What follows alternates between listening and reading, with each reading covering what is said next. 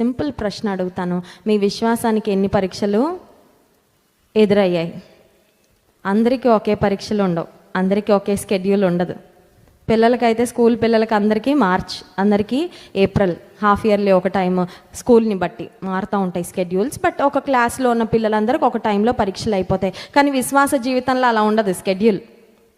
అందరికీ ఒకే టైంలో, అందరికీ ఒకే సీజన్లో, అందరికీ ఒకే క్వశ్చన్ పేపర్ కూడా రాదండి. అందరికీ ఒకే క్వశ్చన్. నువ్వు ఆత్మీయంగా ఎలా ఎదిగావు దాన్ని బట్టి నీ క్వశ్చన్ పేపర్ ఉంటుంది. నువ్వేం నేర్చుకున్నావు దాన్ని బట్టి నీ క్వశ్చన్ పేపరు. ఇక్కడ మందిరంలో మనం ఏం నేర్చుకుంటున్నాం, కొన్నిసార్లు ఎట్లా ఉంటుందంటే, ఇక్కడ ఆదివారం ఏం నేర్చుకున్నాం, సోమవారం పరీక్ష పెడతాడు దేవుడు ఇంట్లో లేకపోతే ఆఫీస్లో. ఇక్కడ శుక్రవారం దేవుని సన్నిధిలో ఏం నేర్చుకున్నాం, దానికి రాబోయే రోజుల్లో ఏదో పరీక్ష వస్తుంది, అప్పుడు వెంటనే తెలుసుకోవాలి. ఏమనంటే ఇది అవుట్ ఆఫ్ సిలబస్ కాదు, సిలబస్ ఆల్రెడీ కవర్ అయిపోయింది. అర్థమైందండి?